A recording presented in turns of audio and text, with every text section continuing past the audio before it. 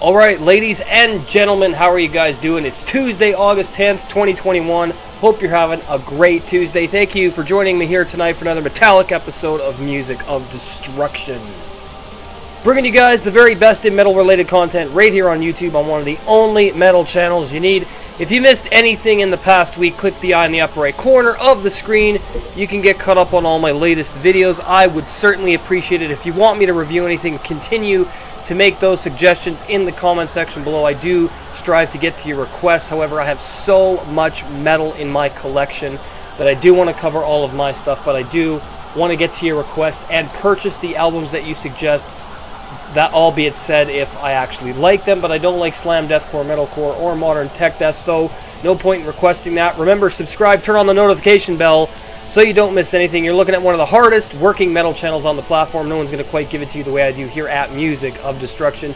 Welcome to Album Review Tuesdays here on the channel once again, and tonight we're going deep beneath the earth in the land down under of Australia with Moon-Clavicula Nox.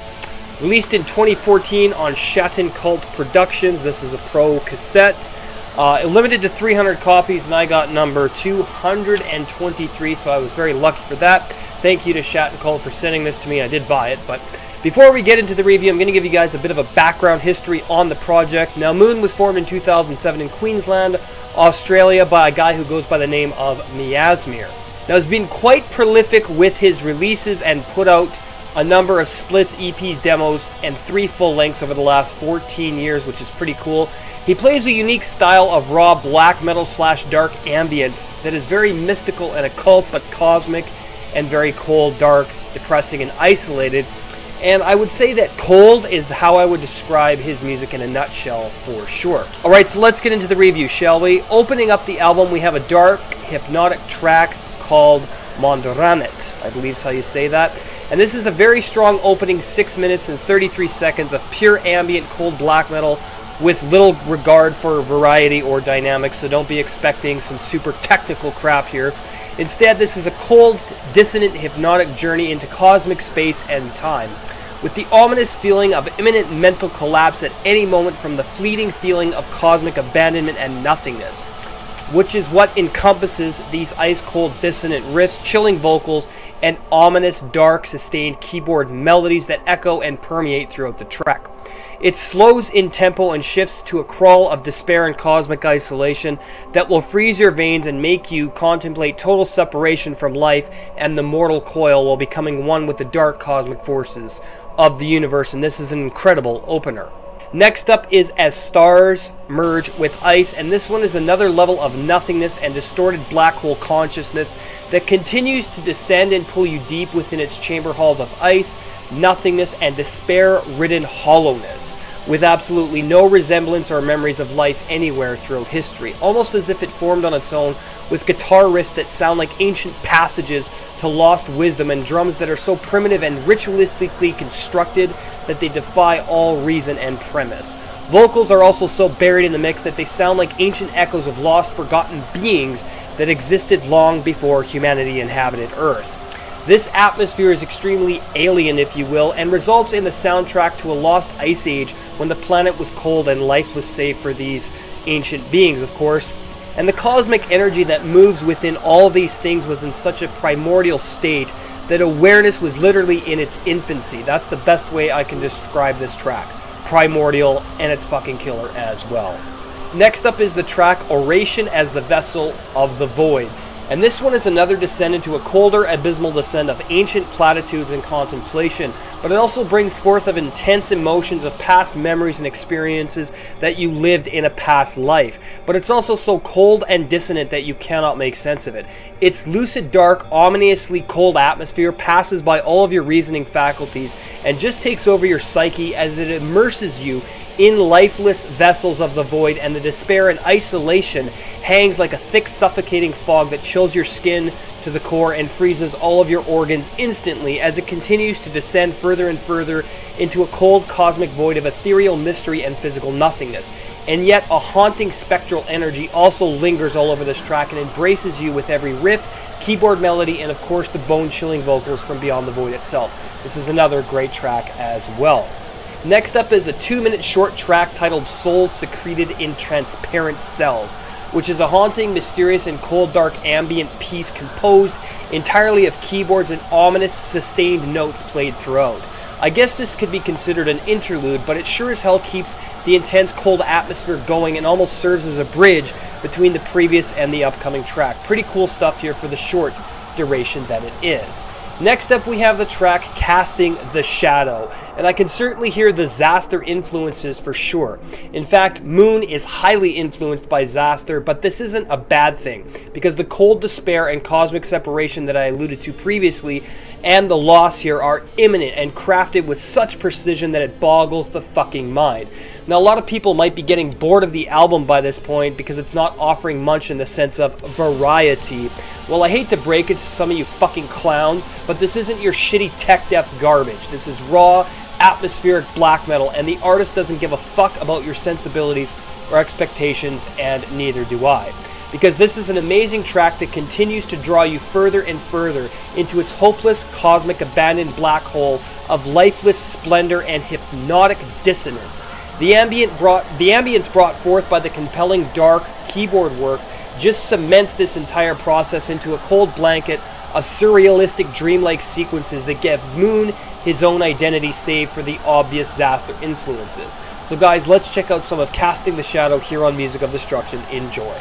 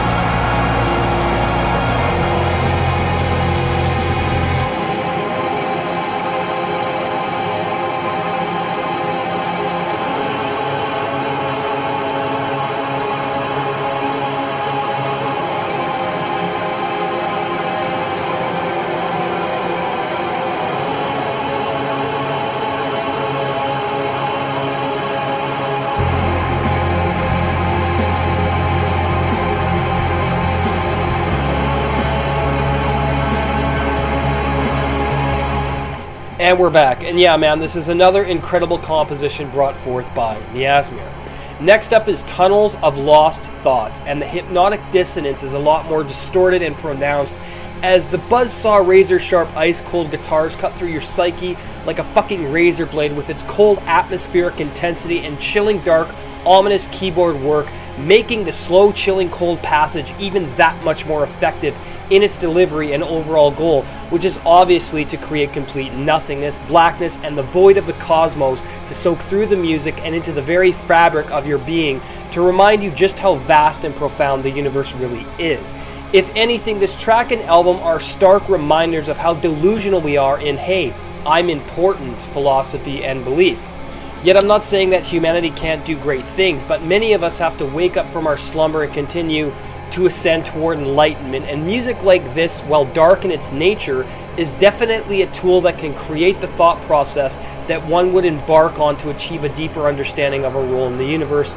This is a killer song here as well. Now next up we have Mirror of Black Souls, and this one is easily the darkest, most hopeless track on the album, and one of the most hypnotic and unsettling as well. The atmosphere here is a lot more depressing in nature, but still full of occult and mysterious soundscapes and dripping with cosmic abandonment and fascination with all things from beyond the void, so to speak. Yet it also bears a strong symbolism and relation to dark lost souls wandering inside of an eternal void of purgatory and cosmic sadness.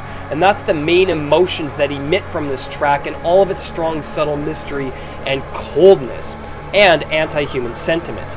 And it works so fucking well, and the sheer amount of emotion and atmosphere that fills the room through these ice-cold chilling riffs, primitive drum work, ominously dark keyboards, and shrill cold vocals work so well to create the dark void that you inhabit as you experience this piece. This is an excellent track here as well.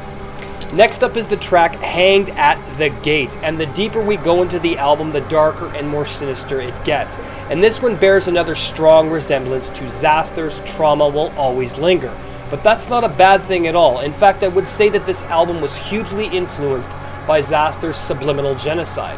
And my God, is that ever a good thing? Because this took the concept of that record and expanded upon its dark, horrifying depression and propelled it into cosmic mystery and occult darkness, but without all that stupid satanic trope garbage. So don't get tripped up on the word occult, which literally means hidden knowledge. And that's exactly what this track is reminding me of. It's hidden, dark, captivating, and cold as the planet Pluto itself. It's also so dissonant and emotionally compelling as well, and offers up another fitting piece into this already dark chasm of abysmal cosmic black metal that is easily one of the most unique in the genre. Another killer track. Closing out the album is the final track titled Corrosion Delirium, and you know what? That's exactly what it sounds like. It's 9 minutes of pure cosmic chaos, isolation, cold despair, and haunting, dissonant, void-filled soundscapes of chilling ambience and ice-cold soundscapes and delirium states that absolutely will compel you. And I love this track so much, and all of its subtle nuances and ambient-filled sections that continuously unravel a very unnerving presence and atmosphere. And it's a dark ambient closer that really illustrates the feeling of mysterious cosmic wonder and cold, harsh despair from the ancient emotions and exploration that this album embarks upon. An amazing closing track. And now we come to the final verdict for Moon-Clavicula Nox, and I am giving this masterpiece a fucking 10 out of 10. This is perfect, and there's nothing I would change on the album. Now granted, it's a 70-minute experience, and that might be too much for some of you fucking people, but I love it. And if you love raw ambient black metal, I'm going to put a link in the description where you can buy this cassette. Absolutely amazing.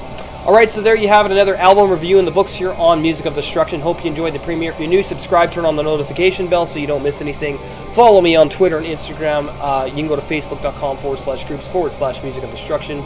The Seed, episode 34, The History of the Les Legions Noir, going up on the Patreon. Still working on that. I'm putting together a great podcast for that. Patreon.com/Music of Destruction. My Teespring store is open for all official MOD merch. Working on some new designs. Teespring.com/music-of-destruction. Go and get your merch. I'd really appreciate it. Your support keeps this channel going, as well as helps with our brand new YouTube channel, Beyond the Big Screen, movie and game review with myself and Colton James. We got everything coming in the mail. Here's a clip of what you can expect from Beyond the Big Screen, movie and game review.